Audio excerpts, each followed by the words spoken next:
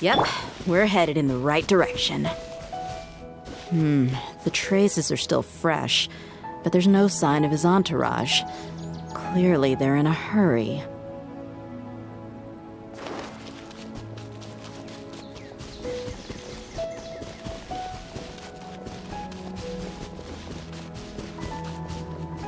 It's just as I thought.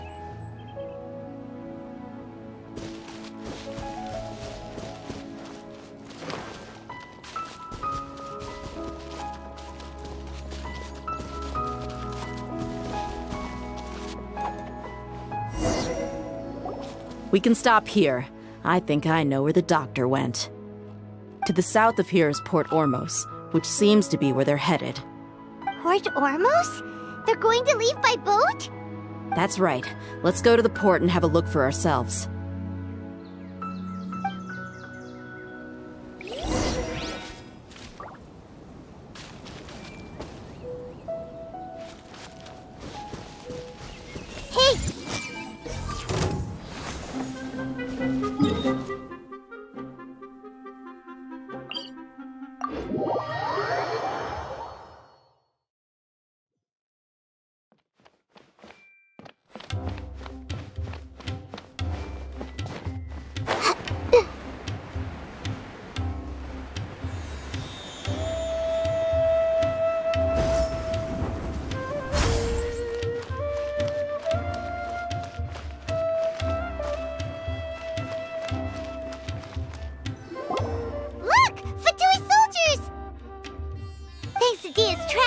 Seems we found the right place.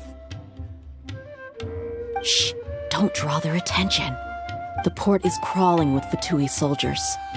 Let's keep going and see what we can find. Now this is a proper farewell ceremony for a Snezhnayan Harbinger. The Lord Harbinger is leaving. I've still only seen him once or twice. I used to hold a position in our homeland, and back then, the doctor spoke in a very different way from the way he speaks now. Maybe the way people talk in Sumeru has rubbed off on him? It's always like that when you spend too long away from home. When he gets back to Snezhnaya, perhaps it will also take him some time to get used to the life there again. Huh? But, sir, that can't be right. No, I remember it like it was yesterday. Both his expressions and tones are now very different. Also, for some reason, he seems like he's all smiles now. You must be mistaken. Nobody's supposed to look happy when they're on a business trip.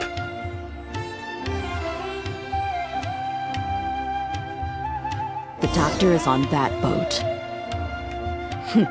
So he told the truth after all. He is actually leaving Sumeru. Let's get closer and find a place to hide so we can observe him.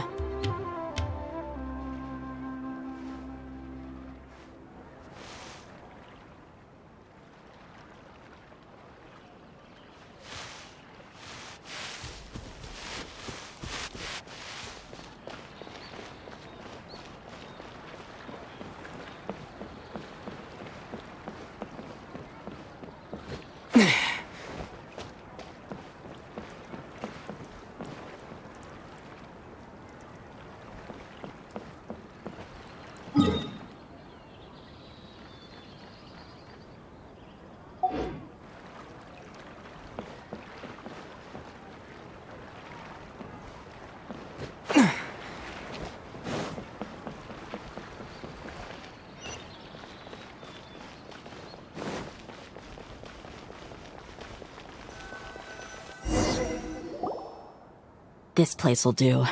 We can hide here while we keep an eye on the boat.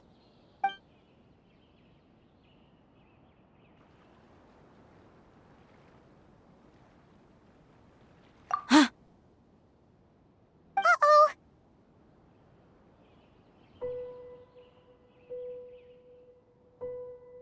He saw us!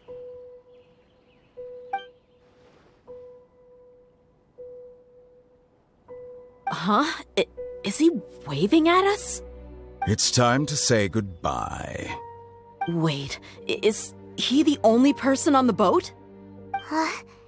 You mean there's nobody with him? And where are all the soldiers we saw in the port just now? They were all here just a few minutes ago, but now they've vanished. So this was a trap. Wait, don't tell me that... Luckily, there is still some time left for me to take care of everything before I leave. Oh no. They might be after Hypatia. Let's get back to Party's DI. Huh? What do you mean?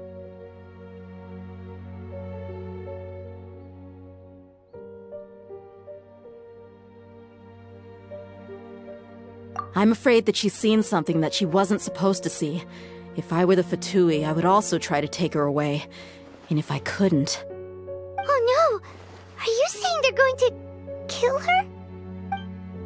Let's go!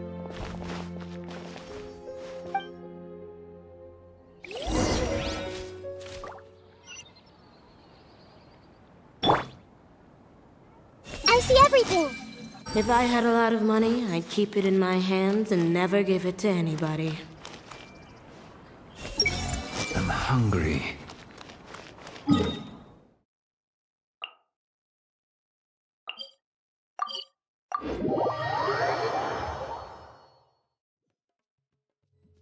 Party's DI is not a place you Fatui can just show up and do as you please.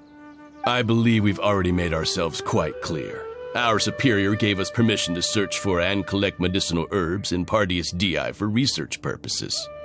But you've been in Sumeru for some time already. I find it coincidental that you chose to only come here today.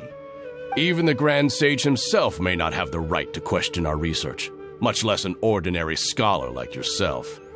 I've done my duty to inform you. Don't make things difficult for yourself.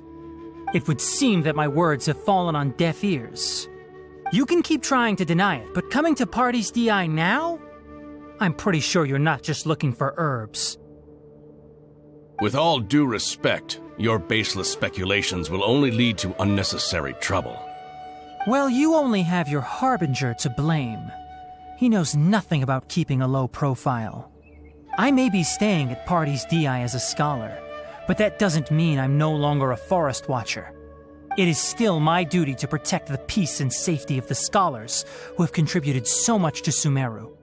Then it seems our conversation has hit an impasse. No one will lay a hand on you, Hypatia. Not on my watch. Tighnari! Are you alright? I'm fine. These Fatui have really crossed the line. Time to teach them a lesson.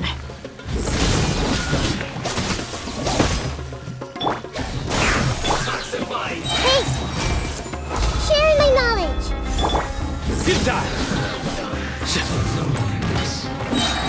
Through me, justice is served. Guilty! There's no use resisting! Give us Hypatia! Keep dreaming. Yeah, Tighnari! Beat him up! Germinate! This way, Traveller. Surrender!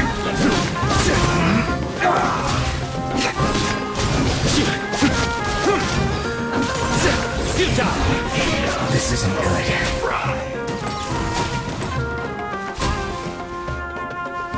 You need to hurry up! Propagate! This one's well done! Nowhere to run! Make yourselves at home! Your sins weigh upon your soul! You need to hurry up! Roasted fried! Protect us! The doctor's orders are absolute! Yeah? You've been someone's lapdog for so long that you don't know anything else now!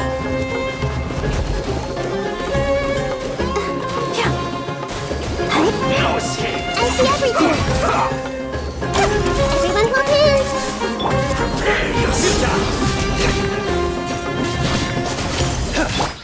Stay I see everything!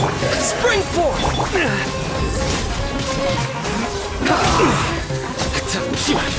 The Temple of... We're not getting anywhere. Traveler, Paimon, please go to Hypatia. We need to make sure they don't try to sneak around and attack from behind. Got it!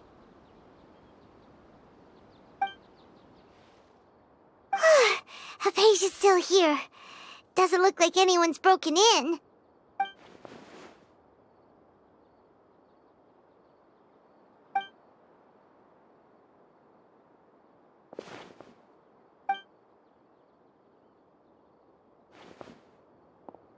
Well, how is she? Oh, that's good.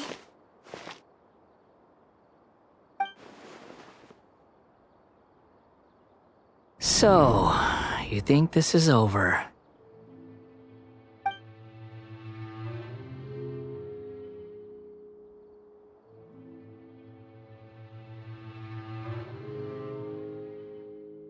What?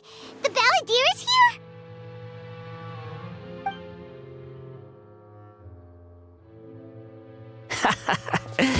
I've missed that look of abject horror. You've given me that look every time we meet. But, where is he?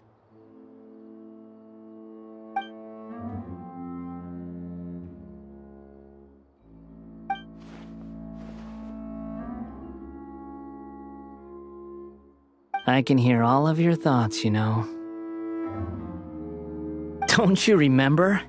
I already saw you the first time you came to Party's DI and made contact with Hypatia. I didn't need to do anything. It is her honor to be able to connect her consciousness with me. Who are you talking to? It can't be the Balladeer, right? That's impossible. I know you must be curious. I might as well tell you that I decided to enter Hypatia's consciousness the moment I sensed your touch. I wanted to observe you on a fool's errand.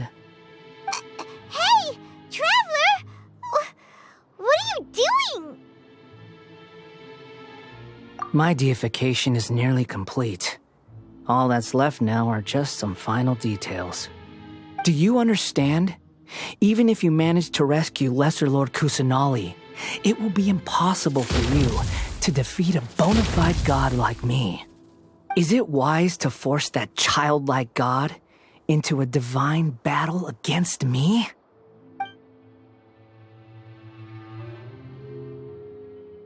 Scholars consider the god of wisdom to be the sum total of their faith.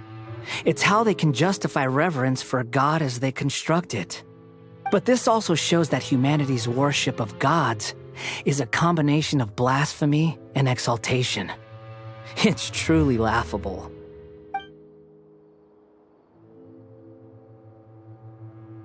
Yes. What is it?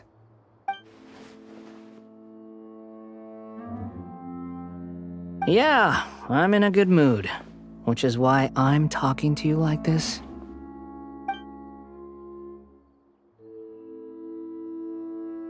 What do you mean?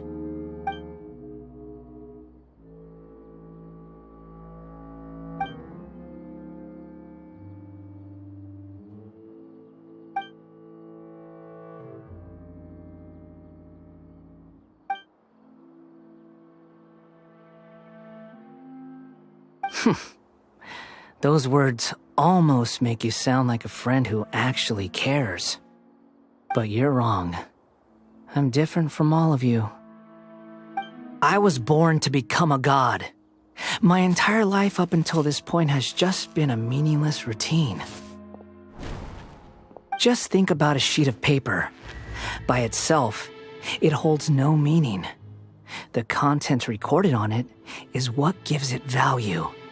All I had recorded down before were some painful memories and boring human feelings. Such senseless drivel should have been erased a long time ago.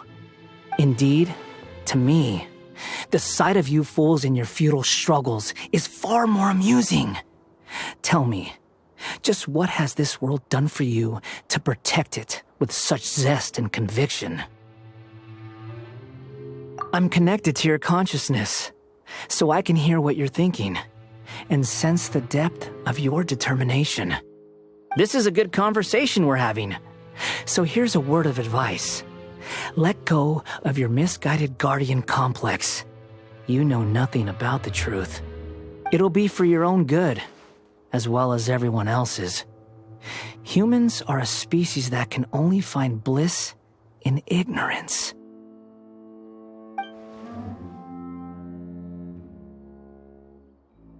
Ah, you've seen my affection for her. If you were in my position, I think you'd feel the same way. She peered into my consciousness and saw my past. Someone like that is qualified to become my first follower.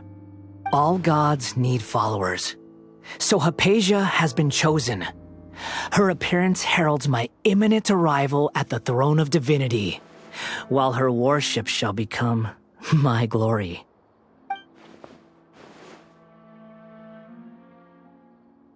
You're doubting me again? No matter. Soon, you'll know what kind of authority you're challenging.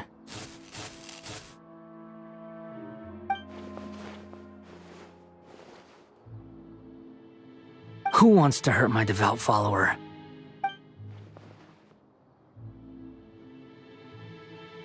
The doctor wants to hurt my first follower?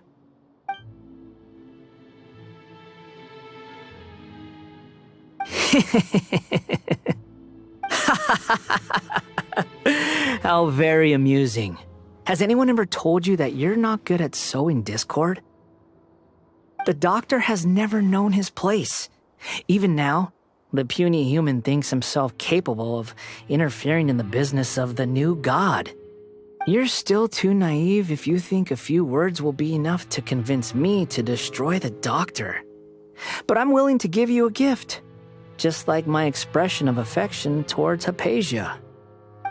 It is an honor for you to be able to stand here and speak with me. As my listener, you will be rewarded.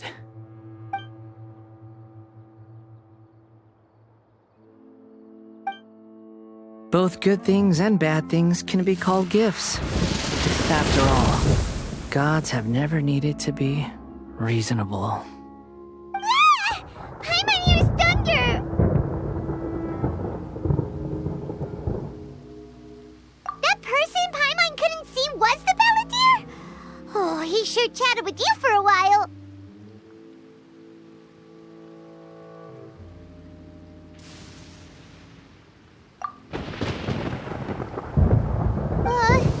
Where is the storm headed?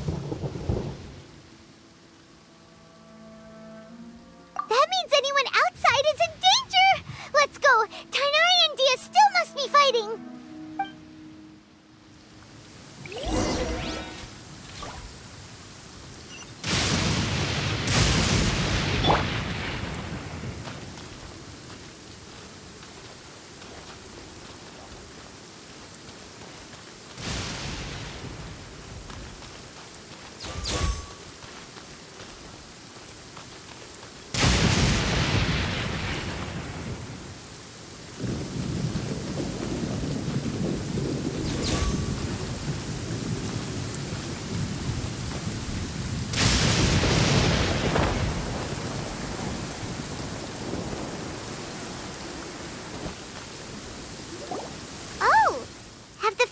Retreated?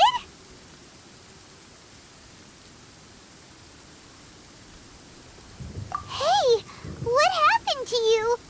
He's hurt. I'm fine. Don't move. I've seen eremites get struck by lightning before. You need to rest.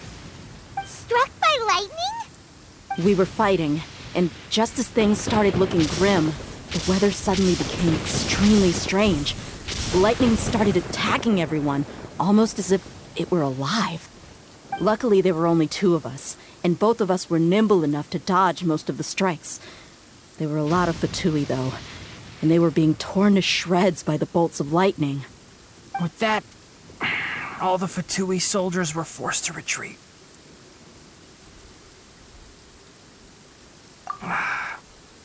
It's all right. My wound aside, you look like you've seen something unpleasant. Is Hypatia all right?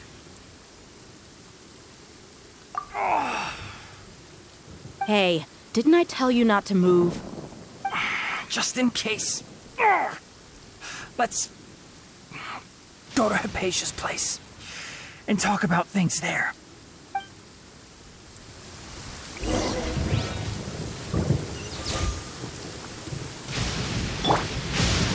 Come on, we can do it.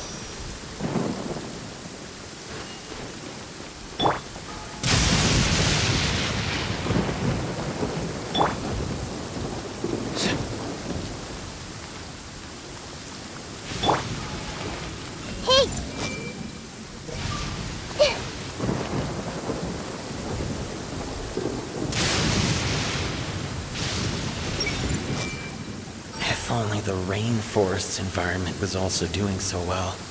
But then I guess the forest rangers would be out of their jobs.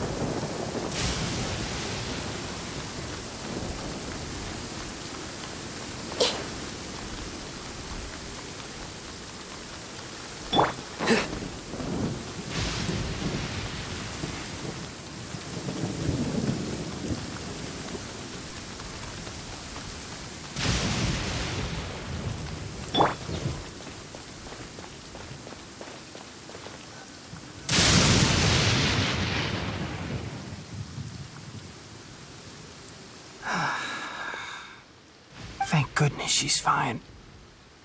Hey, how about taking care of yourself first? I understand my condition. Ugh. The wound is not fatal. I'll be all right. Ugh. The more you understand medicine, the worse of a patient you become. I know. They always think they can push through the pain. Oh, he sat down. Let me rest for a bit. Sorry, Traveler. Now you may start. So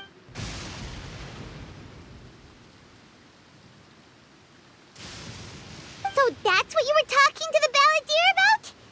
Oh, Paimon can't believe what he's thinking. The Academia's God creation plan. How ridiculous. That sounds, ambitious, I guess? Anyway, this is all way beyond me. As long as I can enjoy every day with a drink in my hand, tasty food in my stomach, and a good night's rest, that's enough. I'll only work when I have to. I must be the least ambitious person who's ever set foot in Party's DI. Don't say that. I haven't even thanked you for your help back there. Don't mention it. Well, if nothing else, all this proves that the doctor really did have some urgent matter to attend to and left Sumeru in a hurry.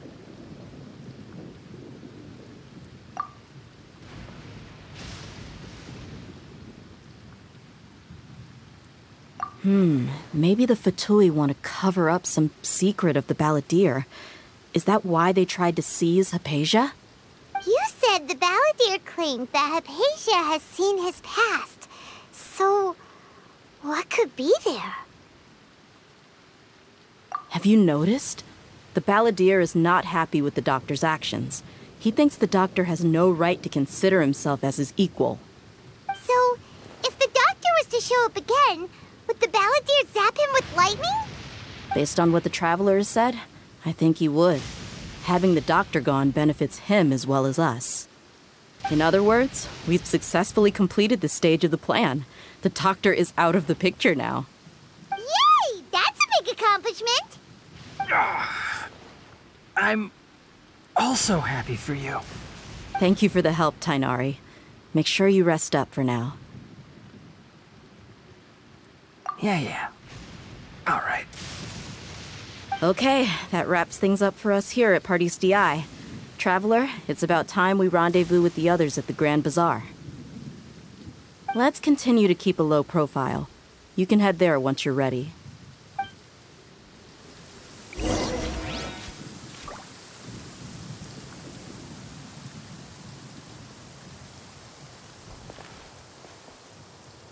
You can just focus on your plan.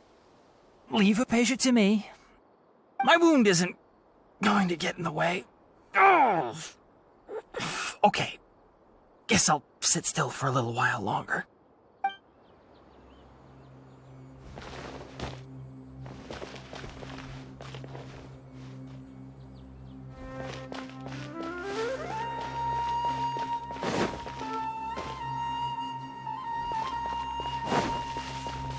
You could just... My wound isn't...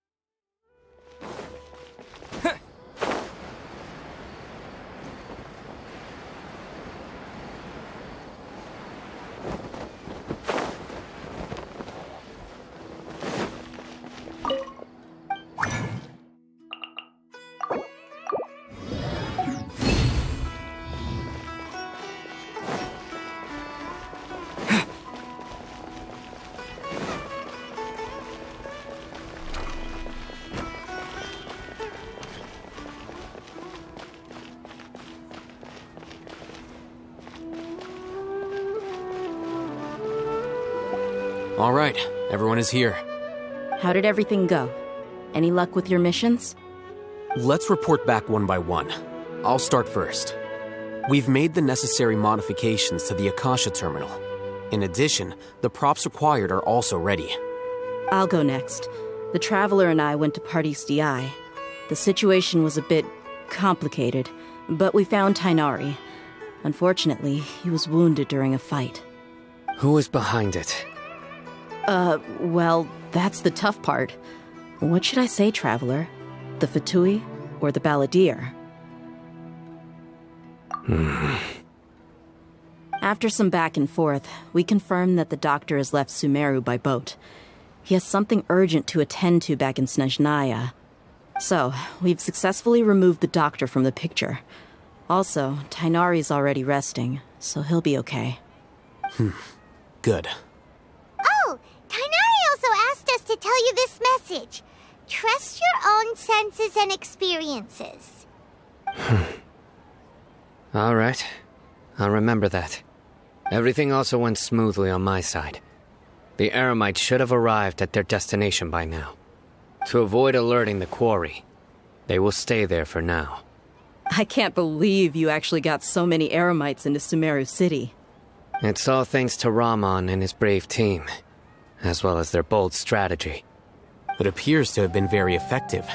I'm glad to hear it. Well, is that everything? Okay, this meeting is adjourned. Huh? Wait, you mean that's it? Well, what else is there to discuss? Shouldn't you end with some words of encouragement? You know, to fire us up now? Personally, I'd rather we all go home and get some rest. I'll hate them, you... Ugh. Oh, and if you wanted someone to say something to that effect, then I must reiterate that I'm here to strategize and not to lead. So you should find someone more suitable to do that. But I thought all of you academia big shots were great speakers. Then I should remind you that I'm the scribe. I know that. So what? A scribe is responsible for recording meetings, not speaking. Fine, whatever. Well, Cyno doesn't seem to be much of a talker either. I guess that leaves it to my employer. Employer? Yep, the Traveller hired me. That's right. So come on, boss. What do you have to say for the team? Yeah, say something to boost morale. Huh? What are you all doing here? Oh, it's Niru! Hey, everyone. I'm not disturbing you, am I? Not at all. I was actually just about to go find you. Judging from the group and all your serious faces, you were discussing something important, weren't you? But you also look like you're up to no good. Seems pretty interesting. Welcome, Nilu. Would you like to join us? Huh? Join you? You mean you also want to discuss something important with me? Yes. Something very important. Nilu, are there any breaks in your performance schedule in the upcoming days? Huh? Wait, you're seriously inviting me?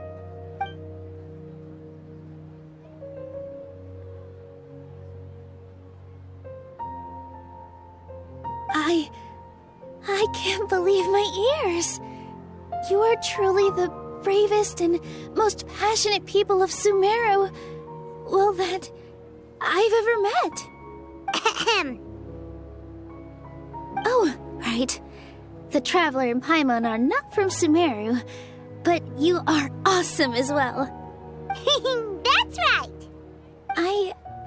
I must admit that I'm a little scared, but I'll try my best for Lesser Lord Kusanali. If I can somehow use my abilities to help you, then count me in.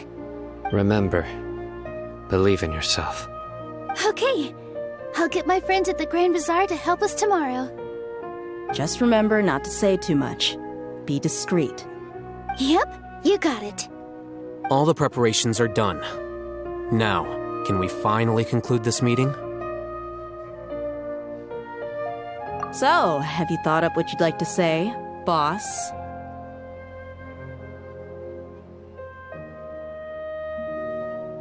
Yep. It's a grand plan and we're all super awesome!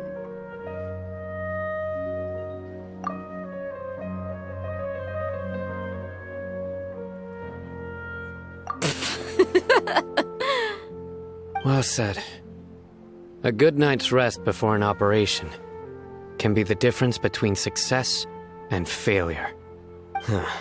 Thankfully, I've had my place to myself recently. It's been nice and quiet. Huh? Oh, nothing. Alright, let's all go home and get a good night's sleep so we can be up early tomorrow! Okay, so I guess that means it's time to say goodnight now. Yep! Good night, everyone!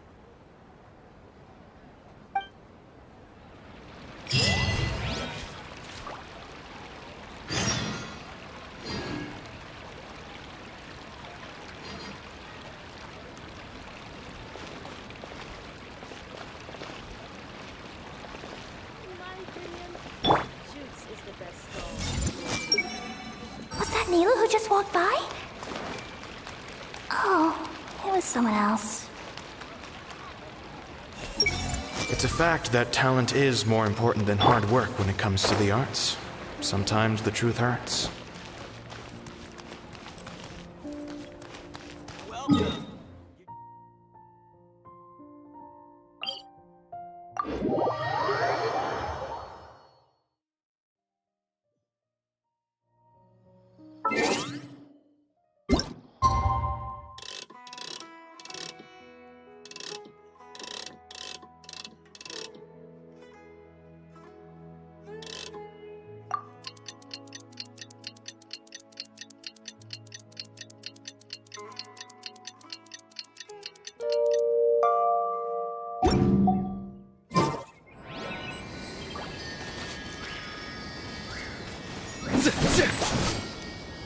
Today is the Academia's Nia Garbaha Day.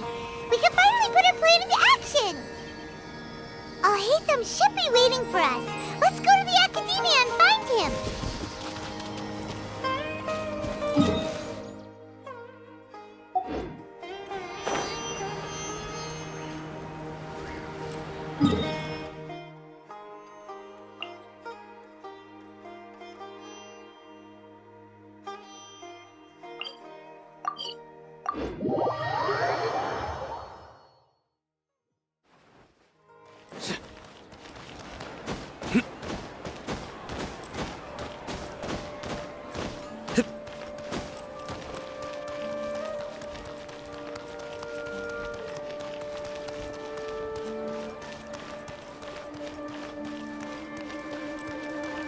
Let the show begin.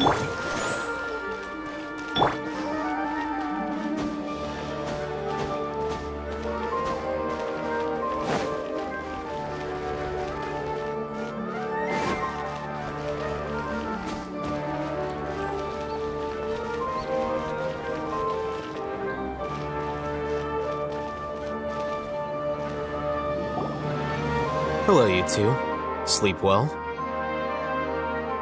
Not really. Hyman got too nervous thinking about today and didn't fall asleep until the sun was almost up. What about you all, Hatham? Naturally, I slept just fine. After all, a good rest should be considered part of the plan, since energy is an important resource. You just want to show off how calm you are. It's crucial to dissipate any tension before we execute our plan. The only thing you're doing is being annoying! Anyway, do you need me to go over the game plan again?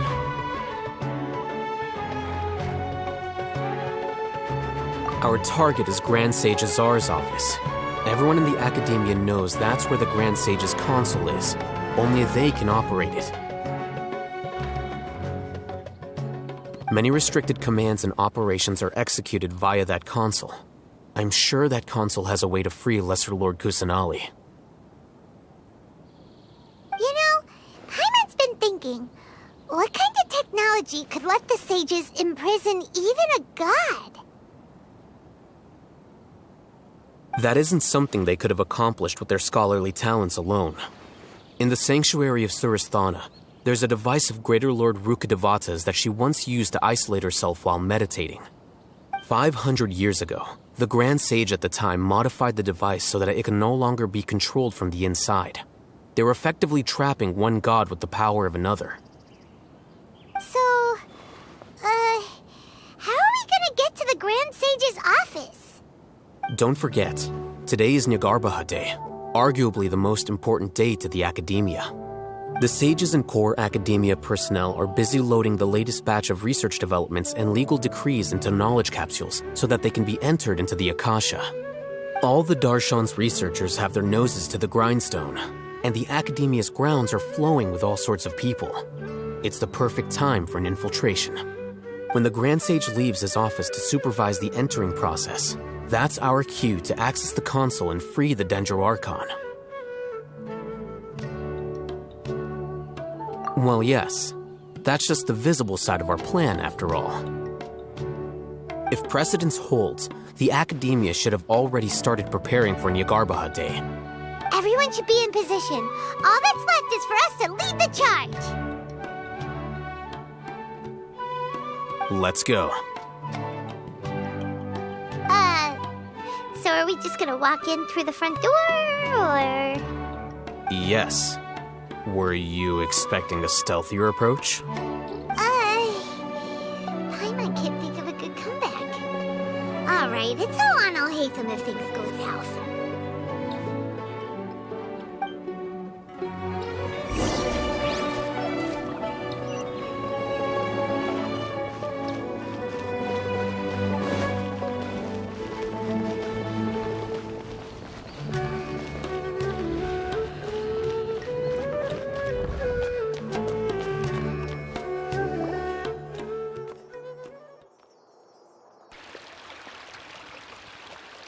Scribe? Please, wait. Are you Scribe Alhaitham?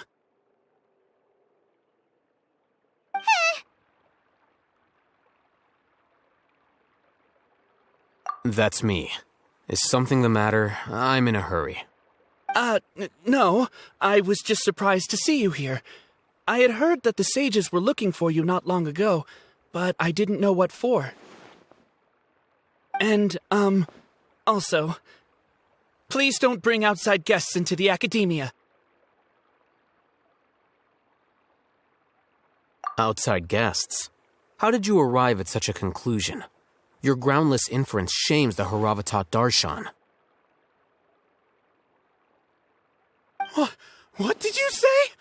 I'm the top student in Haravatat, and I earned 3rd place at the last Inter-Darshan debate. Don't look down on me! That wasn't my intention. As your Haravatat senior, I just assumed that you possessed a greater aptitude for critical thinking. Look, based on what you already know, the purpose of my return and the reason they're here should be obvious. Is that so? Wait a moment. Let me think. Don't tell me the answer. The sages search for you, a blonde-haired traveler, outside guests. So, from the start, the sages weren't looking for you, but this traveler? And you were gone from the academia for so long because... Hey, shh. Yes, you've proven yourself as the top student in Haravatat. I surmise you've arrived at the correct conclusion. As I expected. Please, forgive me. I wasn't thinking clearly just now. Thank you for getting me back on track. It's nothing. We'll be on our way then. All right. Thank you for your contributions to the academia, Scribe.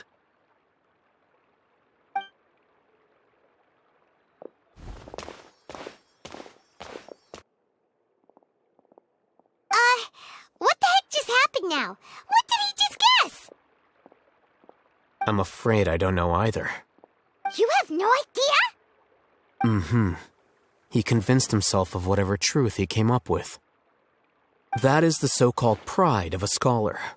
If someone questions their academic facility, they will instantly feign understanding to keep up appearances. Nowadays, the academia is rampant with this type of scholar. Their obvious farces of intellect only serve to highlight themselves as fools. Wow, so there are special ways to deal with smart people. We don't even need to make up our own excuses. We shouldn't waste any more time. It would be problematic if we missed our window of opportunity. Let's go.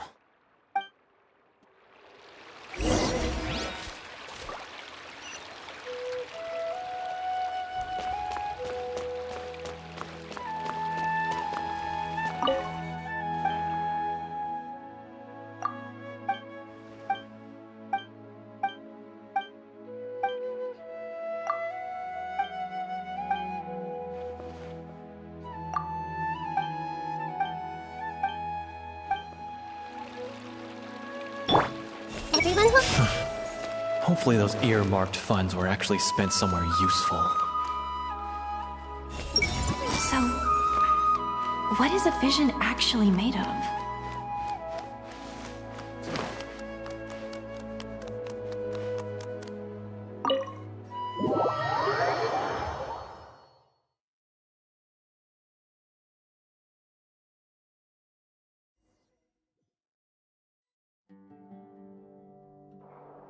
Is this the Academia's library?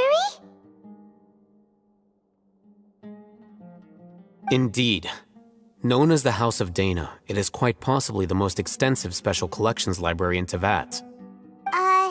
There are a lot of students going through here. Is it really okay just to waltz right in? The Academia marches to a fast beat, especially since it's Nyagarbahad Day. They're all occupied with their own matters. Just act natural. Now, hurry along.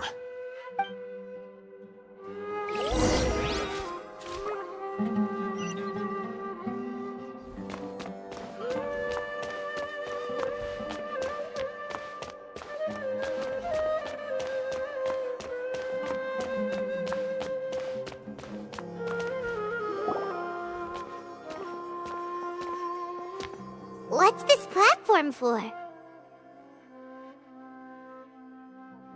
It's a lift that Academia personnel use to access higher floors.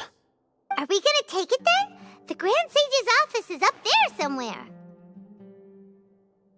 No, not right now. We can't guarantee that we won't run into the Great Sage. Let's step back and observe for now.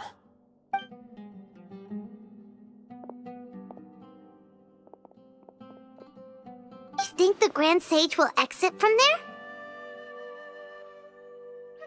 And after he does, we'd sneak past him? Oh, Paimon thinks that's really dangerous. Who knows? However, if we can confirm Azar's current location, our operation will be much safer if we... Allow me to offer you a hint.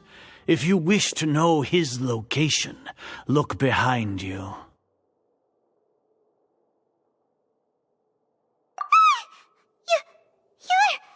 What's Grand Sage Azar doing here?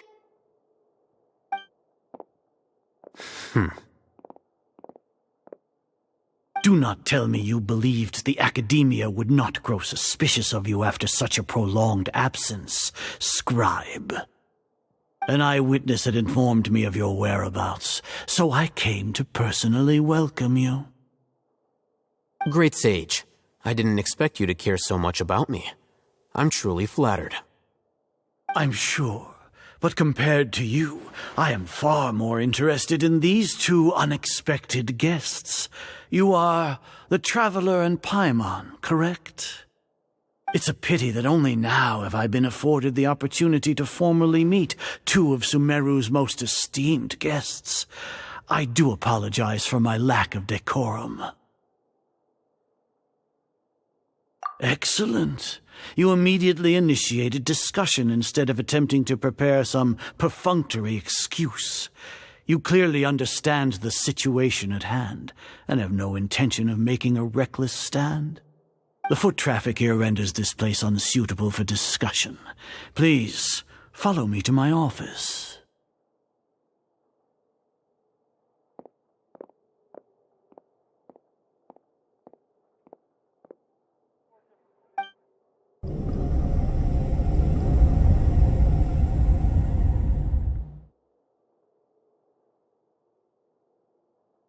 This place is crawling with guards. There's no way out for us. All right then, Traveler. What did you wish to discuss with me? Today is Nyargarbaha Day, so I still have many responsibilities to attend to. There is little time for idle chit-chat before I detain you all. You seem to know quite a bit about our endeavors. If that is so, then you should be praising our great work, rather than using your trivial misgivings in a futile attempt to sway me. Trivial? Then tell me, what do the Fatui want from me?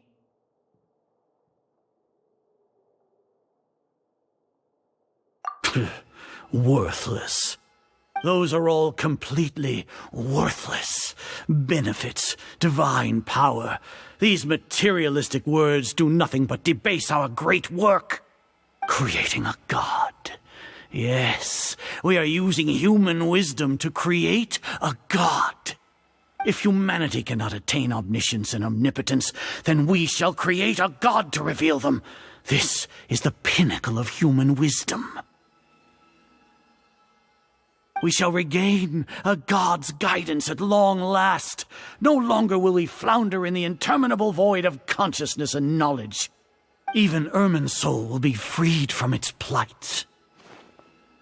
For our nation of scholars, this is the ultimate aspiration. No cost is too great to realize it. You will never understand the rapture of having a god be born within your very hands. With your degree of knowledge, you cannot even comprehend such an emotion. Gods exist on a plane that far eclipses humanity's. Lesser Lord Kusanali, what can she even do? Care for the people? Fend off sandstorms? Fabricate silly fairy tales? These are but child's play for the Academia. Does that make us equal to the gods?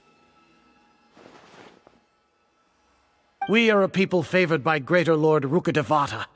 Though I may have personally not seen it, our forefathers bore witness to true wisdom. The ascension of the Lesser Lord has brought nothing but bewilderment to the scholars. They all ask, is that truly what true wisdom is supposed to look like? With that in mind, it is better to keep her isolated in the sanctuary of Surasthana, so our academy will not become embroiled in turmoil. What a pathetic justification! Do you really think that only the super smart or powerful should be able to call themselves gods? As per your judgment, Grand Sage, they are indeed dangerous individuals. Not only are they acting against the Academia, but their ideologies have the potential to lead scholars astray. Looks like there really was merit in my assignment. I'll hate them? Are you talking about us? Anyway, I've brought them to the Academia as ordered, but it took some time and trouble. Oh, that reminds me. Here's the investigation report you had requested. It's a summary of my time spent with the Traveller, an array of information about him ready for your perusal. Oh, Haytham! So you're still on the Academia's side! We finally started to trust you!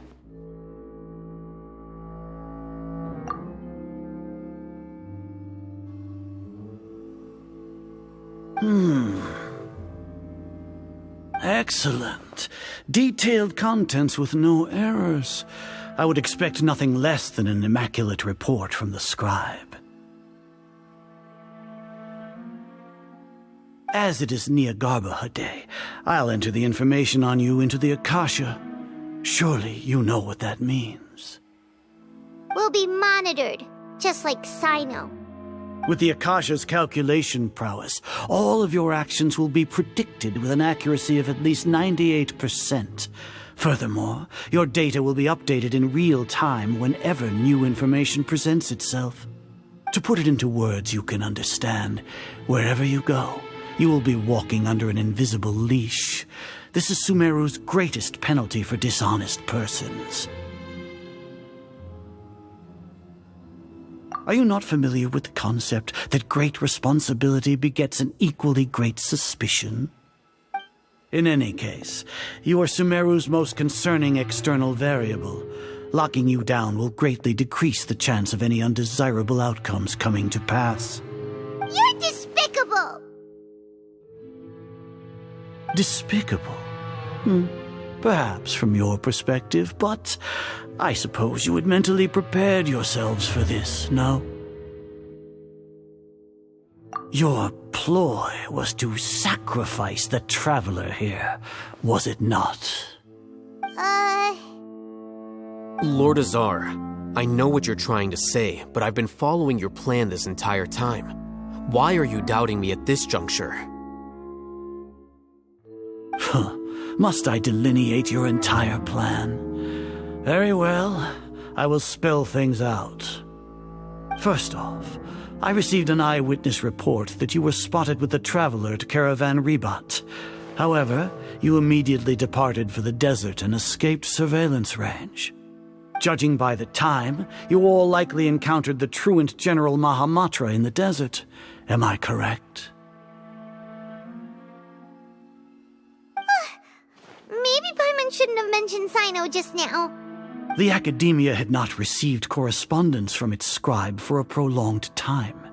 You were also in the company of the Traveller, a close associate of Lesser Lord Kusanali and General Mahamatra Cyno, who had defected from the Academia. With their instigation, what was the probability that you would betray the Academia? Rationally speaking, 50%?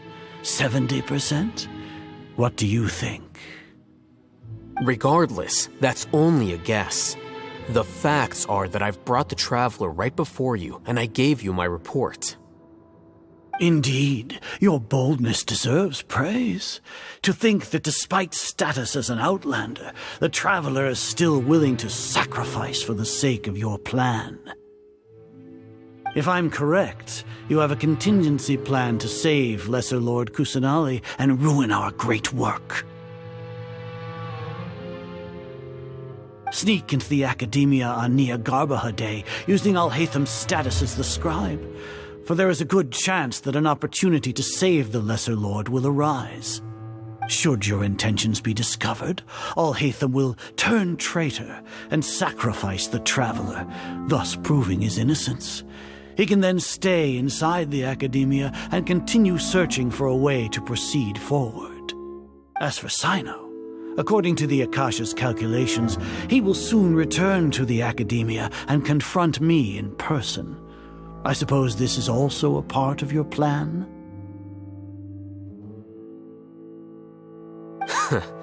You'll see me as a traitor regardless of what I say, no? Even if you impugn me, it would have little effect on you all. You misunderstand. Losing our scribe would irreparably damage the Academia's regular operations and the development of Sumeru's future academic systems. However, under the current circumstances, even that is trivial compared to what we stand to gain from our great work. You said that I betrayed the Academia, but you, Azar, you've betrayed all of Sumeru, betrayed its Archon. So flight has turned to fight at long last. Guards!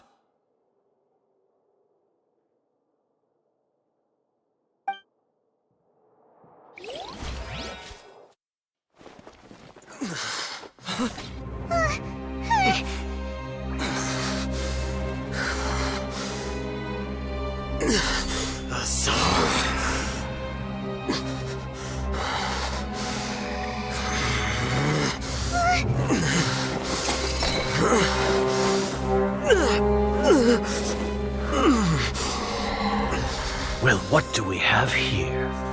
So you stole that divine knowledge capsule. Traitor! You traitor! Even the most rational scholar will yearn for the power of a god in a moment of desperation. Aren't you doing the exact same thing as me, Alhaitham? Unfortunately for you, no god will lend you their power. Azar!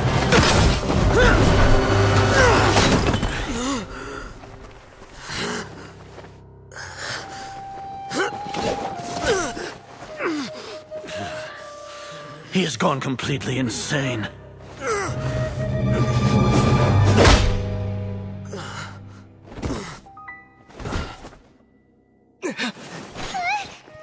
Take him to the Matra and exile him to Aaru Village. Then find someone to take these two to the confinement room. I'll deal with them later. Grand Sage, we've finished all required preparations for Nyargarbaha Day. We may begin to enter the capsules now. Excellent. You may begin.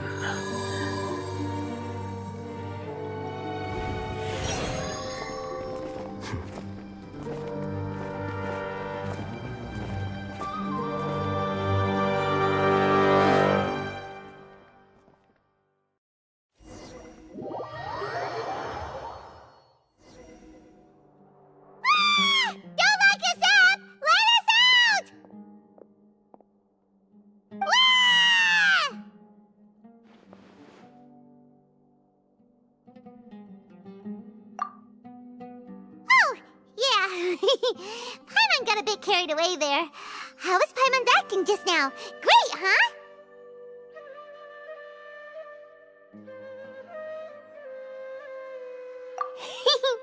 Everything's going according to plan so far. We made it into confinement, and Alhaitham's probably done with his part too.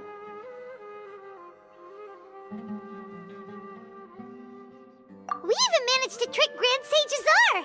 Alhaitham sure knows how to cook up a plan. What are we doing next? Paimon has trouble remembering things when she's worked up.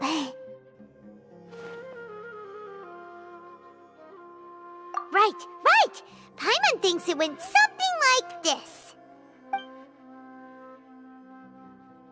Apart from that, we still have yet another goal in the first stage of our operation, which is to send the Traveller to the confinement room. What? Why do we want to get him locked up on purpose? He's always been the person the sages are most afraid of, as well as the greatest obstacle to their successful implementation of their plan. They are very aware of the risk he poses to them. Once the Traveller is imprisoned, the sages will likely think that everything is under control. And with their guard down, the next phase of our plan will have a much higher chance of success. I can already see the pompous looks on their faces. Oh, that's a super tricky plan. But Paimon still thinks it's not really worth it. That isn't the only reason, of course. He has a more important task once he's in confinement. According to the Academia scholars in Ramon's custody, Lesser Lord Kusanali has sealed off her consciousness in the Akasha ever since she was captured by the Doctor. That way, they can't pry any more information from her. Even if we break into the sanctuary of Surasthana, it will take time to awaken Lesser Lord Kusanali's consciousness. We need to do that in advance. So our job is to wake up Nahida! Okay, totally worth getting thrown and jailed for. The confinement room is inside the Academia, close to the sanctuary of Surasthana. It's a completely enclosed space, and you won't be receiving any visitors. I'll work with Raman scholars to make some modifications to your Akasha terminal. Once you're in, get as close as you can to Lesser Lord Kusanali and try to connect to her consciousness. However, as for whether she'll actually wake up, that will depend on our luck. Oh, no wonder you've been wearing your Akasha terminal today. It's the one that all Hatham modified. Paimon thought they'd take our Akasha terminals when they locked us up in here. Were they being careless?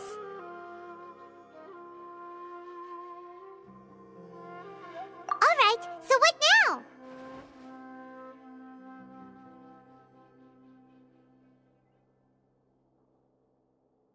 Sounds easy enough.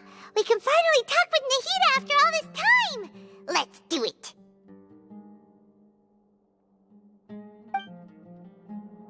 There's a light flashing on your Akasha terminal.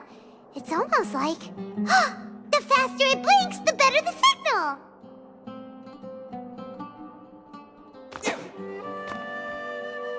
Scatter!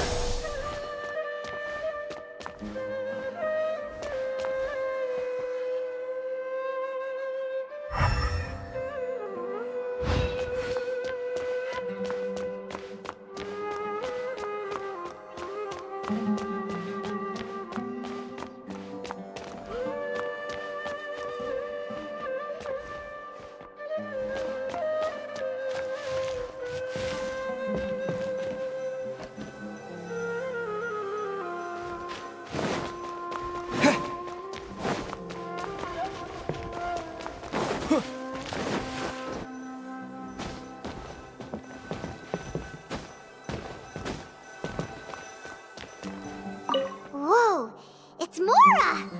Ooh, Mora! No, Paimon, we're not here to hunt for treasure!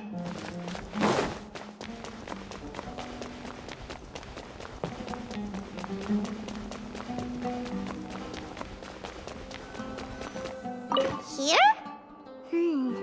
No signal again! Is it getting jammed?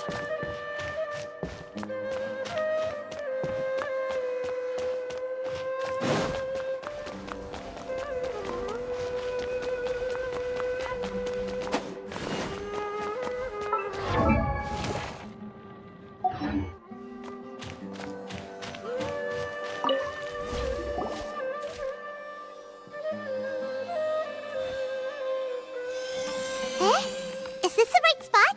Are you getting anything?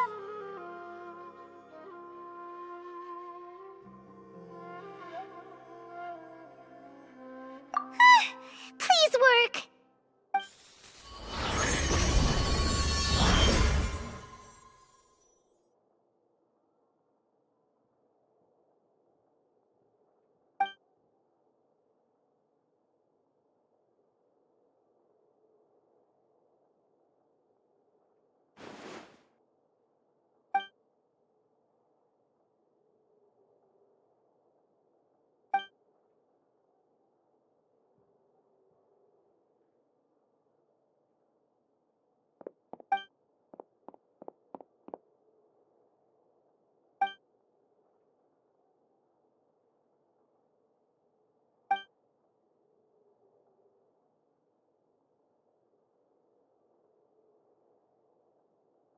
Nahida!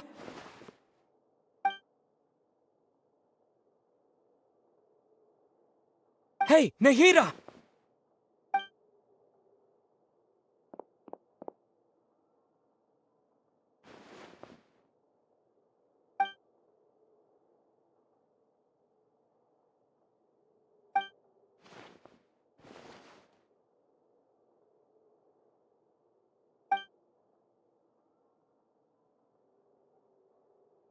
When did it first start?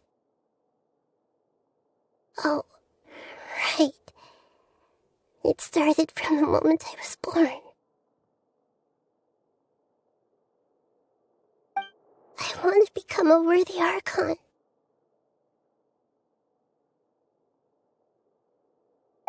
So I've kept studying.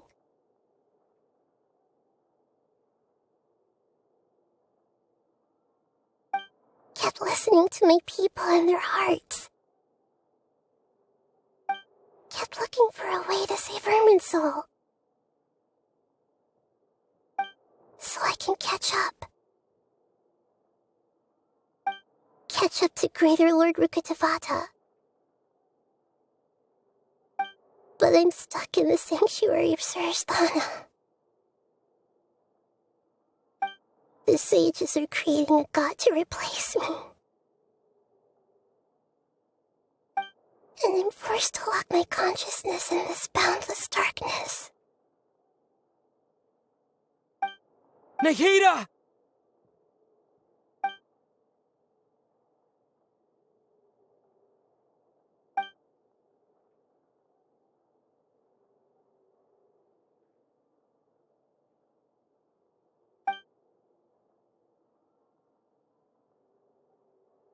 Nahida!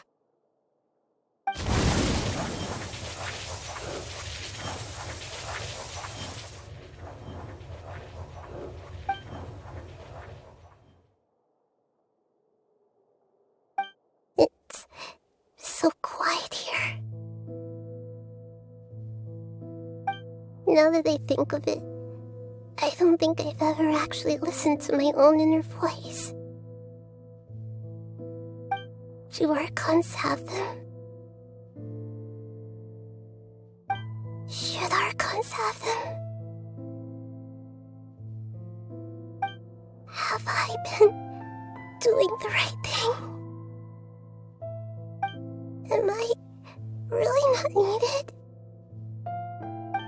How do I really feel about all of this?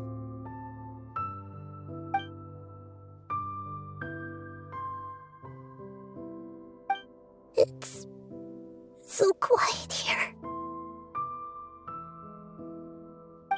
Since you're the god of wisdom,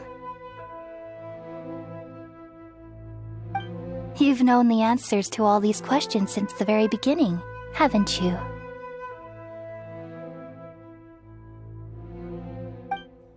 Who are you? Whose voice is that? It sounds familiar.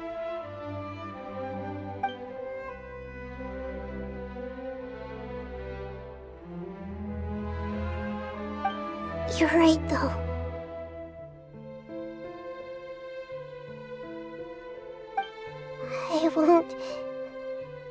I won't ignore my own voice anymore.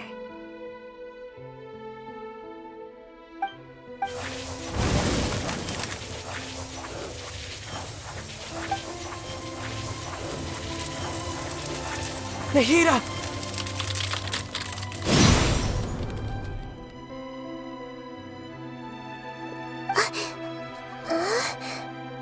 Nahida? Did you wake me up? Thank you. Why are you here? We're here to rescue you. Are you alright? I'm fine. It's just... when I think of everything that's happened to me, I feel really angry now.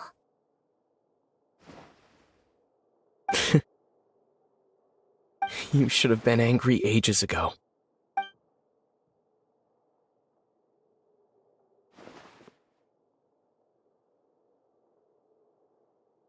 Huh? Oh, you're back! How's everything?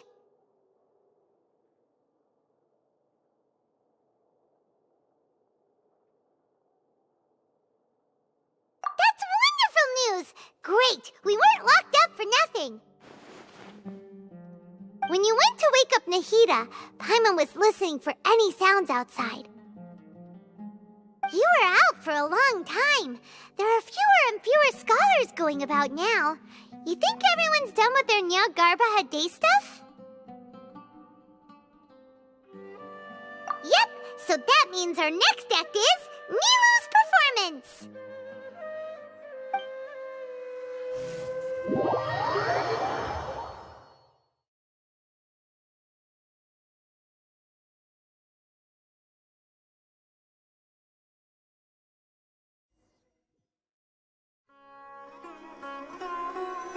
Nilu, are you sure about this? You're taking such a great risk for them. I'm sure, and I'm going. You know that I don't like to pass up any opportunity to dance, and this one is especially important. All right. You seem to have a lot of trust in them, so I won't say more on the subject. But if anything happens, the few of us here may not be able to help you. Don't worry. They've been through worse. Everything's going to be fine. All right. You know, if you really do get arrested, we'll do everything we can to get you back. Be careful, even if it's only for our sakes. Thanks, Mr. Zubair. You're so very kind.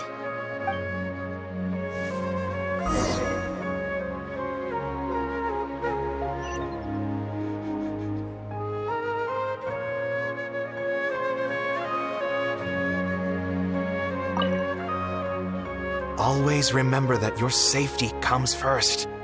And don't forget that you're the star of Zubair Theater!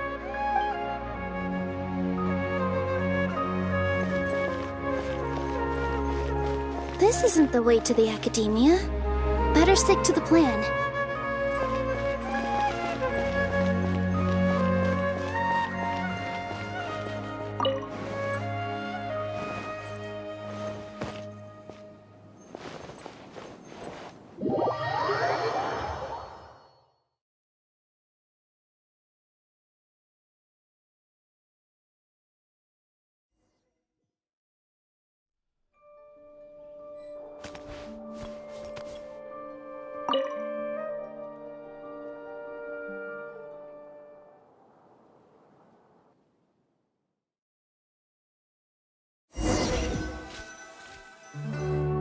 Nilu, are you sure about this?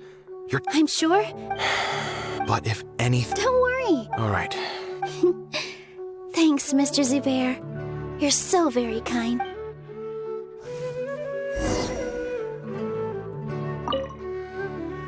Always remember that you're sick.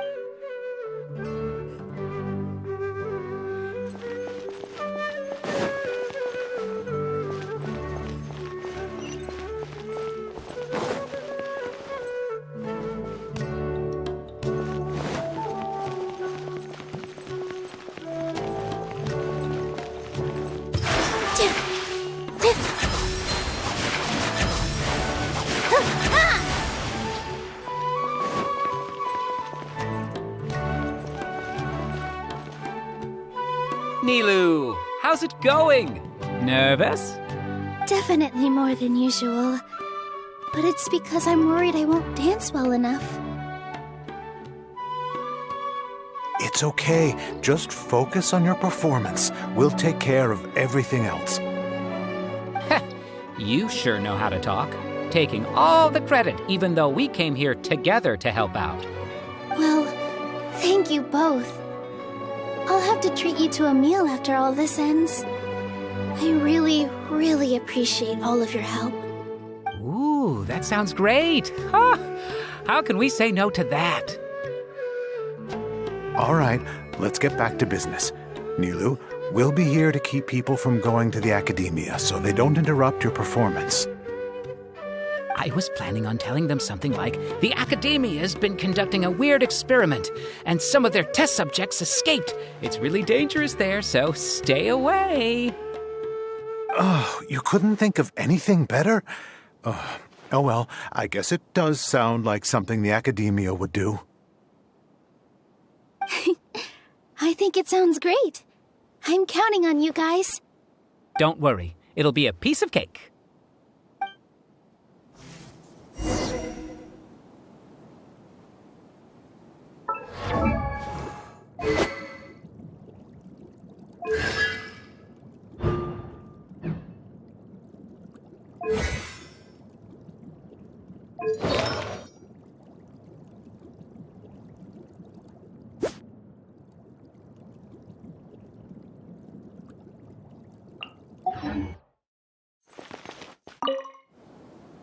You really like to play cool in front of Nilou.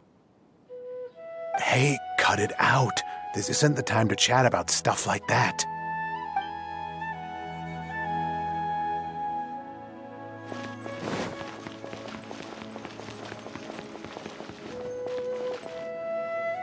Hey, Nilou! Sorry, it's great to see you, but I'm really busy right now. Our Bait People Away with Yalda Candies plan is working beautifully. Do you want some candy? We have more than we can give out. Vihar, thank you so much for doing all of this. And even dressed up as the Knight of Flowers, no less. I'll pass on the candy, though. I cut back on sweets in the period leading up to a performance, and I'm about to start one. You have a point. The stage is cleared and everything's ready, so you can start your performance at any time. Yeah, thanks to you. I'm really grateful. All right, time to hit the stage. You're welcome. The honor's all mine, since I'll have such a great view of the show.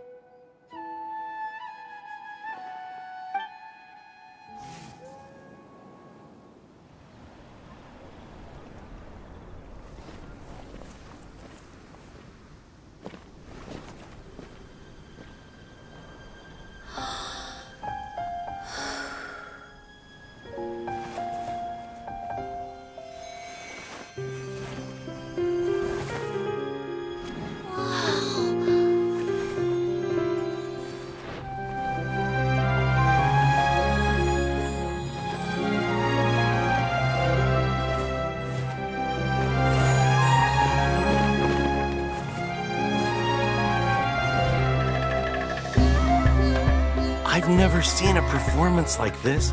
This is incredible. Yeah, but I heard that public performances like these have been banned. I can't believe she's doing this here.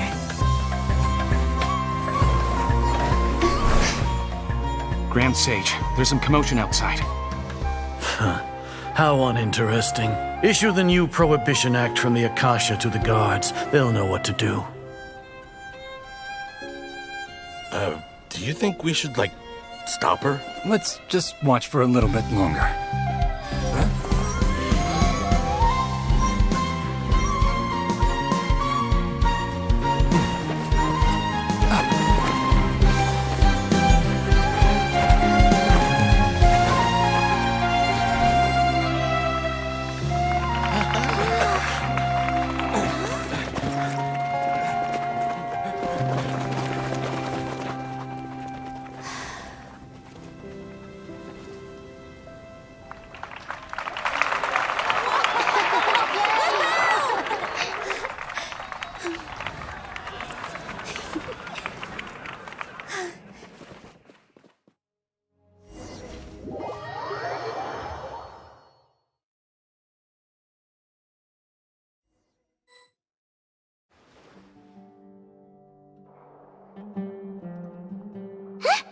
Did you hear that?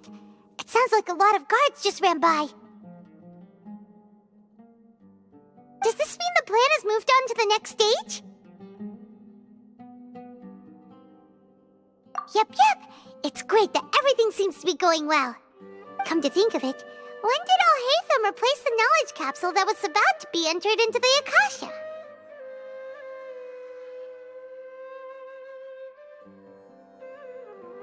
Oh, so that's when he did it! Paimon was too nervous to notice. Speaking of, didn't Alhaitham also yoink the divine knowledge capsule from that mercenary leader in Port Ormos when everyone else was distracted? It's a time-tested trick of his. Why are we complimenting him? Yeah, he's smart and all, but he still makes Paimon's blood boil. Let's review our plan for this stage again. It's not like we have anything else to do right now anyway, and it'll help us feel more confident. Paimon remembers that Nilou's task was supposed to go a bit like this. Now that Lesser Lord Kusanali's consciousness has been forcefully sealed, The core figures of the Academia and their guards have started to wear their Akasha terminals again. With the doctor's technological support, they think they have nothing to fear. How despicable of them to rely on such a person. But this is also our chance. I was originally asked to draft the knowledge capsule for the Artistic Performances Prohibition Act when I was still at the Academia. It should be on the Grand Sage's desk right now, and will be entered into the Akasha during the next Nyargarbaha Day. Are they really going to stop all artistic performances? That's horrible! I'll make an identical knowledge capsule, but this time, I'll smuggle some misleading information into it. We only need to find an opportunity to switch the capsules. Once it's been entered into the Akasha on Nyargarbaha Day, if someone were to be seen performing in public, the sages would definitely use that opportunity to announce the ban, and so the misleading information will be disseminated amongst the guards. Sure sounds complicated, but it seems like if everything goes well, we'll be able to get rid of all the guards in the Academia without any effort. That's pretty clever, getting right into their heads. I just have one question. Even if we manage to get the misleading info out to the guards, how can we be sure that they'll believe it? People who are used to relying on the Akasha become less inquisitive, and their ability to distinguish truth from misinformation is significantly reduced. They will view everything the Akasha releases to them as the unequivocal truth. The Akasha will turn humans into machines. I've seen it happen many times. Yikes. Good thing I didn't wear it for long when I was working in Sumeru City. At first, I thought it was a good thing, too. By the way, this plan still requires a performer, right? Do you have someone in mind? Nilu of Zubair Theater. I know her really well. We can trust her. I'm kinda hesitant to ask her to participate in a dangerous plan like this, but we can ask her in person. All right. After the guards in the Academia are gone, then it'll be time for me and my stowaway brothers to shine.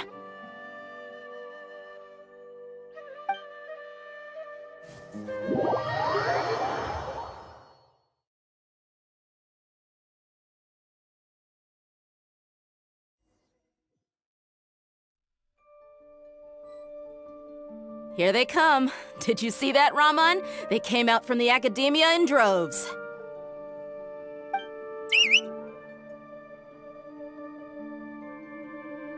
After laying low in the city for so long, this is the moment we've been waiting for. My brothers have already sprung into action. We couldn't do anything to them inside their coop, but outside the Academia, this is our hunting ground. With a lioness like you, the prey sure won't be able to run far. We still need to eliminate the guards as soon as possible. If we give the sages enough time to realize what's happening, the plan's doomed.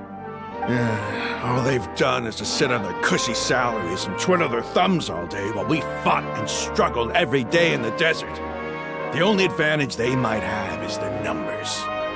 Speaking of which, most of the guards who report directly to the Six Sages belong to the Corps of 30, but they have a completely different reputation.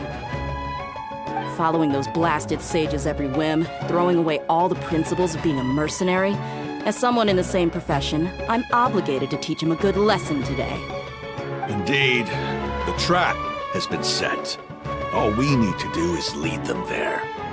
All right, let's each take a road and herd those scattered guards back into one place. Make sure to attract their attention. Isak will be the key. You gave such an important task to that child. Will he be okay? It'll be fine. Isak was so determined to help, so let's put our faith in him. Besides, even if he's caught, the guards would be too scared to do anything to him. They've never seen Lesser Lord Kusanali in person, after all. You've got a point. Anyway, I think I see them coming. Let's head out. Good luck.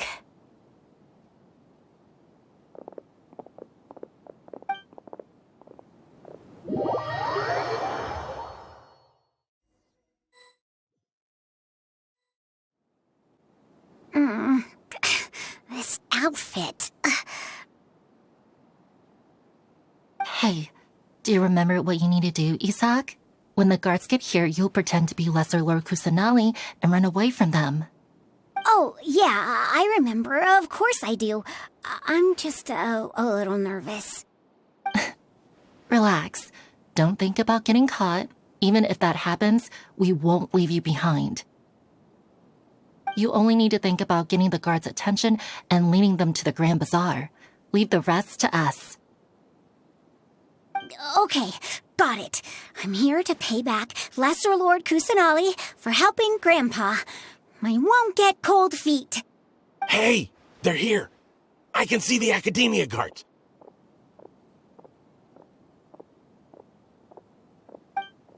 All right, it's time, Isak. Take a deep breath and go. You can do this.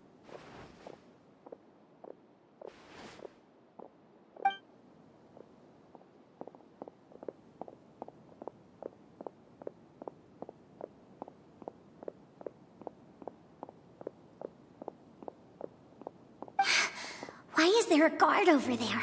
Did he already run ahead of me? This is different from our plan. But there's no time. I need to make a choice.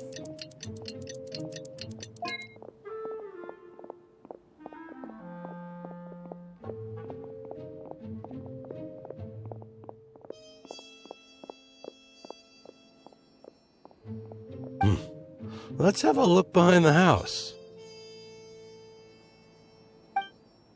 What should I do next? Huh. Looks like nothing's here. A wasted time. Luckily, he didn't check behind the tree. What should I do next? The guard looks alert. What should I do next? Doesn't seem like anything unusual's around here. Looks like the guard finally left. I need to go.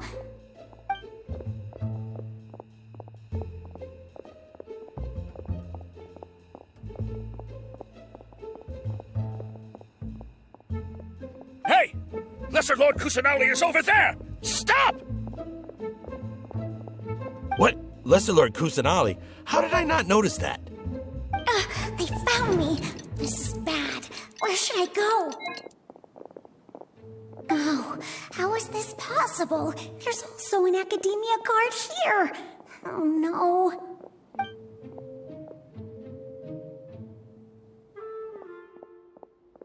Hey! Lesser Lord Kusanali is over there! Stop!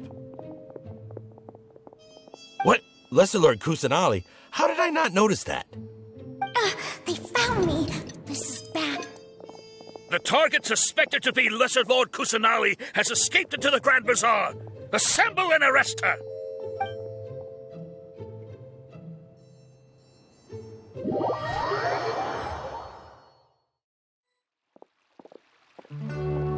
Where did she go? How did she disappear? Did we lose her? Hurry up and find her! Hey, why is your team here? Didn't we say to split up our search? Hurry! Hurry! This place is... Why are you all here? Yeah, isn't it one heck of a coincidence? Everybody's here. What on earth is going on? I suppose that's all of you? Who are you? Did you set us up? What are you planning? Phew, that was rough. I almost got caught. Little brat! So you're not actually Lesser Lord Kusanali. Who exactly are you all? Eremites from the desert? Just some colleagues. Think of this as a business competition, or a personal grudge. After stepping into our traps, stop thinking of yourselves as hunters. Behave like the prey you are.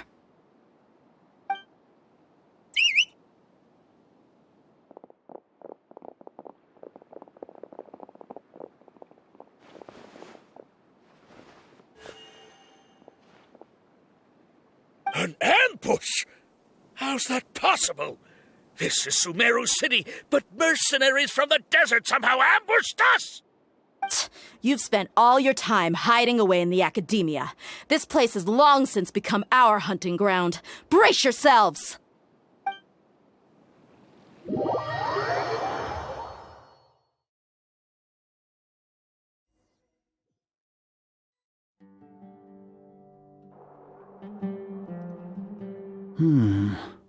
This is odd. The academia has quieted down after the conclusion of the Nyagarbha Day ceremonies, but it's much quieter than usual. Where are the guards? Why have I not seen a single one? Guards? Guards! Grand Sage, how may I be of assistance? I called for the guards. Why did you come? My apologies, Grand Sage. Right now, all Academia guards have entered the city to perform the ordered arrest. I thought you knew. Arrest? Who is there to arrest? I have an ominous feeling. Arrest Lesser Lord Kusanali, right? Is that not what the order was? Lesser Lord Kusanali? You mean she has disappeared? Yes. I wouldn't dare make up something like that. Right now, everyone is in a panic, and many are saying that Lesser Lord Kusanali will take revenge on us. What happened? Just what is going on? Lesser Lord Kusanali somehow escaped? Was it Alhaitham and his party that freed her? That's impossible. The Academia is heavily guarded today, and any order to release Lesser Lord Kusanali would be strictly confidential. Besides, Alhaitham and the Traveller are already in our hands. What manner of trickery did they employ? How could Lesser Lord Kusanali disappear into thin air? Disappear? Wait. How was the arrest order distributed to the guards? It was issued by the Akasha earlier today. Only you have the authority to send messages like that, so I thought it was your order. Let me check.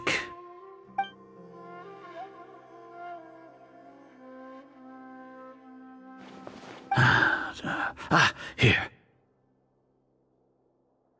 Lesser Lord Kusanali has escaped from the sanctuary of Surasthana. Go to the city and arrest the escapee immediately. The Akasha indeed contains this information, and it clearly appeared in my mind. How did they bypass my permissions to issue this kind of message? Was it the report about the Traveller that Alhaitham submitted? No. I specifically checked that knowledge capsule before entering it into the Akasha. Could that have been a red herring? Well, even if I figure it out now, it won't make any difference. The important thing now is to confirm Lesser Lord Kusanali's status. Have you been to the sanctuary of Surasthana to confirm that Lesser Lord Kusanali has indeed escaped? Confirm? No, I haven't. It may be a bit offensive to say this, but Grand Sage, what you're saying doesn't make any sense. How can the information in the Akasha be inaccurate? What the Akasha decrees is fact. That is common knowledge to all of us.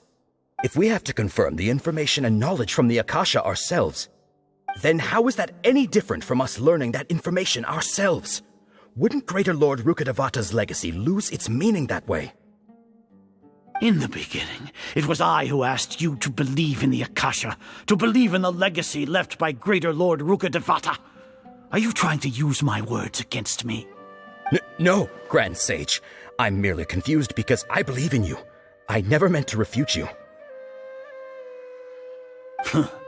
Stay here and see if there are any suspicious people around. I'll go to the sanctuary of Surasthana on my own.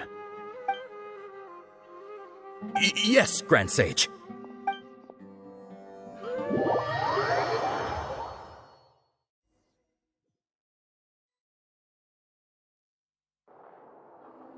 Lesser Lord Kusanali has escaped from the sanctuary of Surasthana.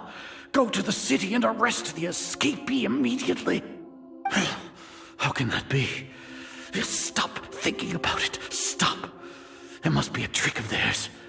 As long as I personally confirm it. Ah! Impossible. That's impossible. There must be something wrong with my eyes.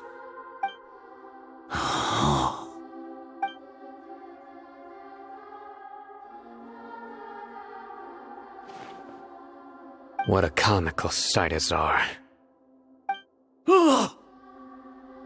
Once the Akasha has put certain thoughts into your head, even the Grand Sage can no longer see what's right in front of him. You all can only see the world in your mind, the one you think you know. And precisely because of this, you disregarded Lesser Lord Kusanali's existence. She has been a wise and worthy Archon. Cyno, have you been waiting for a chance like this? The Akasha predicted that you would return to the Academia to confront me, but I didn't expect it to turn out like this. I was careless. No, you were blinded. Your faults stem from your reliance on the Akasha. You're still the same as always. I truly did not expect a proud person like you to cooperate with Alhaitham and the Traveller. People change, Azar. Admit it. The Akasha can't predict my actions anymore. Then tell me, what have you found during your investigation? You want to buy time? This is the sanctuary of Surasthana. Under your own regulations, even Academia staff are forbidden to come here. No one will come to save you. As for the investigation, I've at least confirmed that you are guilty of insurgency against the Archon. A serious crime. So what? Did you do all of this so I would plead guilty in front of you, General Mahamatra? No. I want you to plead guilty in front of the Archon herself.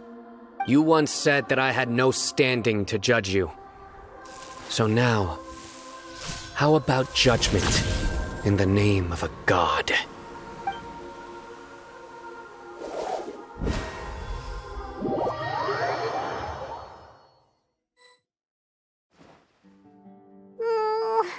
How long do we have to wait? Paimon wants to know how things are going out there. Paimon hasn't heard any sounds outside for a while. Hopefully something bad didn't happen. Yeah, but aren't you scared that we might be locked up in here for the rest of our lives? Thinking about it, at least Paimon has you. We could still chat like this. When Paimon thinks of Nahida being imprisoned alone in the sanctuary of Surasthana, Paimon can't help but feel sorry for her.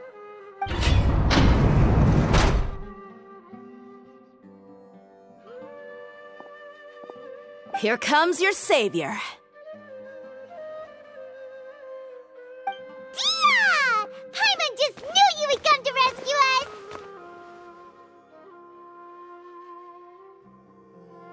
You two really owe me some big thanks. I had to search through who knows how many guards to find the key here. It felt even more tiring than whacking them. I'm exhausted. Thanks a lot. Need Paimon to rub your shoulders? No, that's, I'll pass. What are you afraid of? Oh, are you ticklish?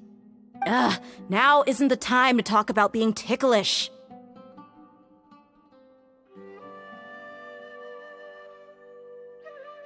Things in the city and on Cyno's side are both going well.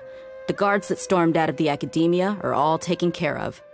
The Corps of 30 is in charge of the city's defenses, but we already talked to Asfand. They've been fed up with the sages bossing them around. As long as it doesn't break their employment contracts, they'll turn a blind eye. That's probably because you've been super great friends with them for a long time. So, how's Cyno doing? The Grand Sage is in his custody. Even I know how terrible it is to fall into Cyno's hands, so he probably does too. Cyno forced him to release Lesser Lord Kusanali. He has no choice but to obey. So, hurry to the sanctuary of Surasthana. Assuming nothing weird happened, we should have already rescued our Archon. Honestly, I didn't expect our ragtag bunch to do this well. We just came together last minute to save the Archon, you know? Alright, you two better go. I still have to clean up some messes in the city. See you around.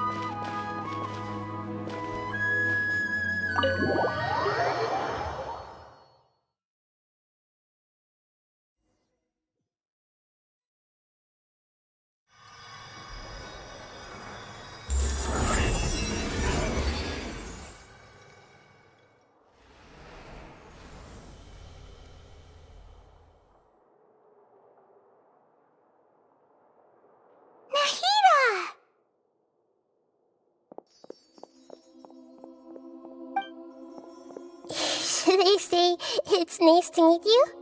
This is the first time we've met in real life. Before, we've only met in dreams, consciousness, or when I was in someone else's body.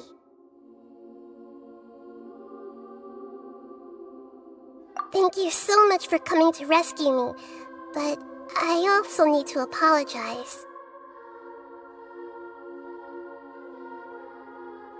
During this time, I did some self-reflection. My sense of inferiority and yielding to the academia led to all of this, and created so much trouble for you all.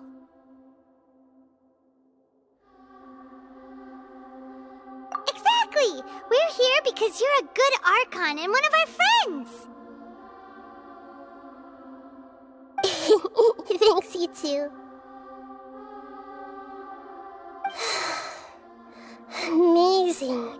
So this is how it feels to walk out of that cage with my own body. It's like I just had an endlessly long dream.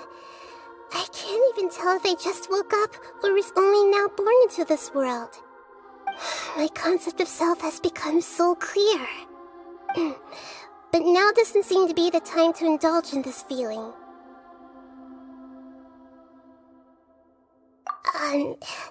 This is really embarrassing. You all just rescued an Archon, and now she needs your help to save her country, and even the entire world. It's okay. With you here, Paimon's sure that everything will work out. There's one more thing. What is it?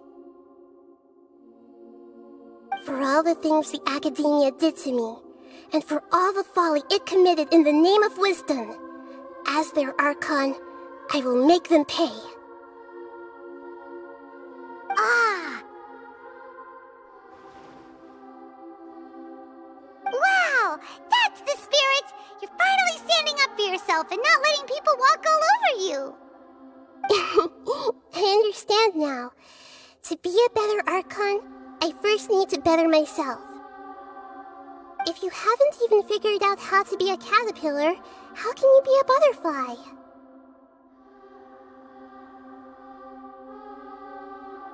Yes, true. That reminds me. I wonder how far along the Academia is with their god creation plan. We need to hurry and prevent the birth of that false god. I need to make some preparations. Since I'm now free, I can establish a direct link to the Akasha and control it. First things first, I need to remove the restrictions that the doctor put on me in the Akasha. After that, I'll make some adjustments and revoke the sage's permissions. The Akasha will then be like how it originally was, only operable by the Archon. After all, the Academia betrayed Greater Lord Rukkhadevata's trust. This might take some time. In the meantime, you should also work on your own preparations. If we don't stop the God creation plan in time, we'll be in for a tough fight.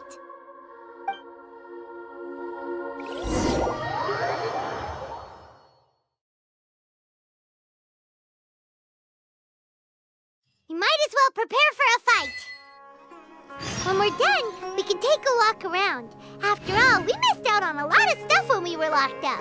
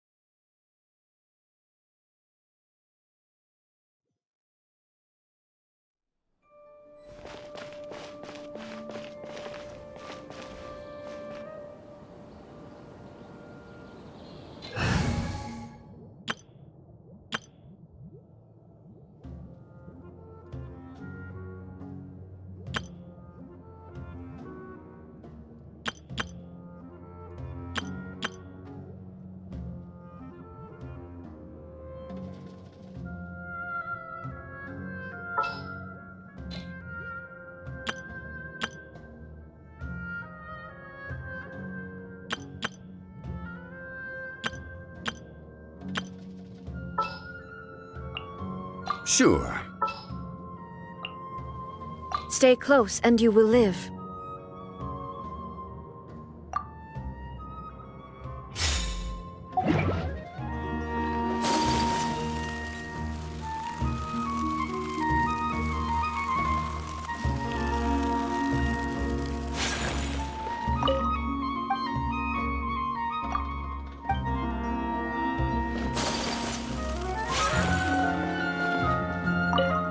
The blonde-haired traveler?